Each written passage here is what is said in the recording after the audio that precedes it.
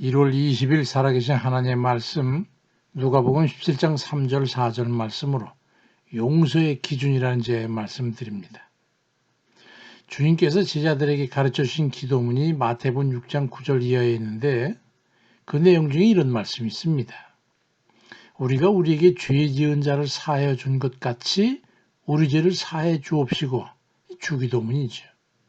우리가 하나님 앞에 짓는 죄에 대해서 속죄하려면 누군가가 우리에게 짓는 죄를 용서해 줄 때라야 용서를 받을 수 있다는 그런 조건부적인 말씀입니다.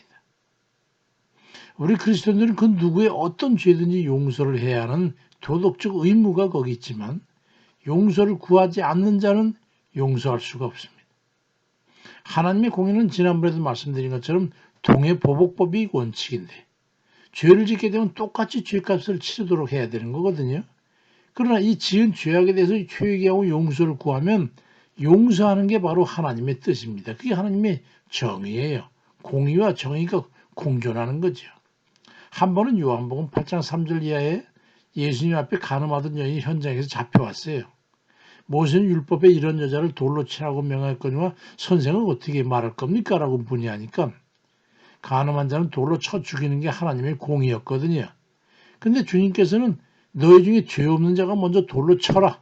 그렇게 말씀함을 해가지고 하나님의 공의도 만족시키고 사람들의 보복적 정죄 행위에 대해서도 절제하게 합니다.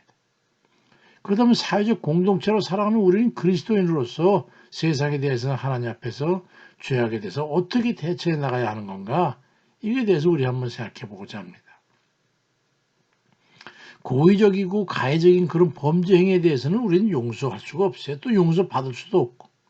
마태복음 6장 12절에 너희는 스스로 조심해라.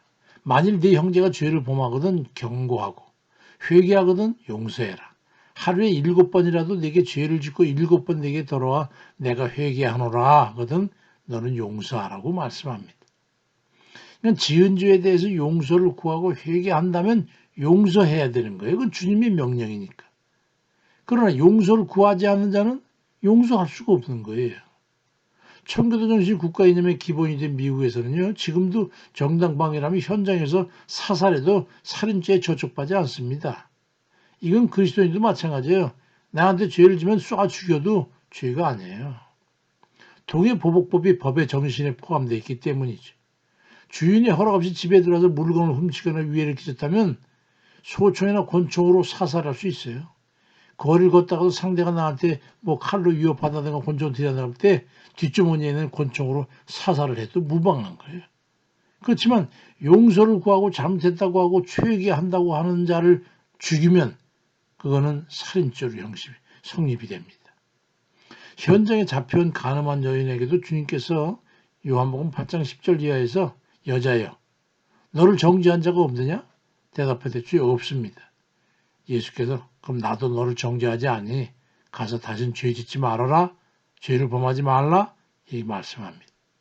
나도 너를 정죄하지 않고 용서하지만 대신 다시는 죄를 번복하지 말라라고 하는 회개 없는 용서는 없다는 말씀을 하는 거예요.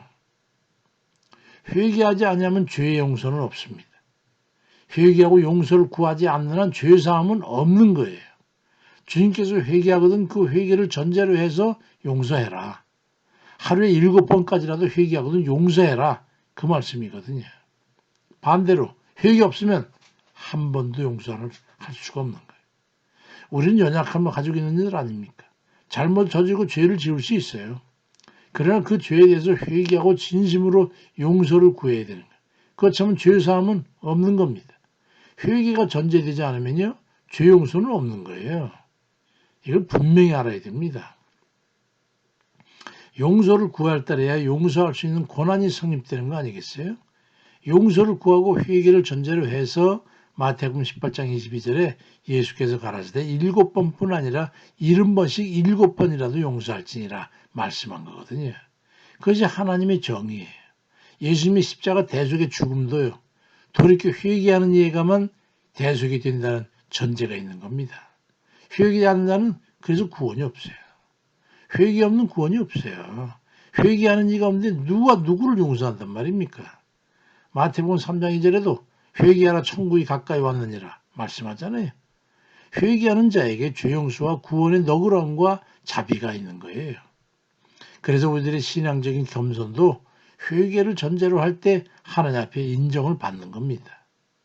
세속에 있어서는 하나님 앞에 있어서 회개와 용서의 상관관계를 깨달아서 용서를 구하고 회개함으로 용서하고 용서받고 화해하고 구원받는, 그래서 영생을 누린 이들 다 되시기를 주의 이름으로 축원드립니다.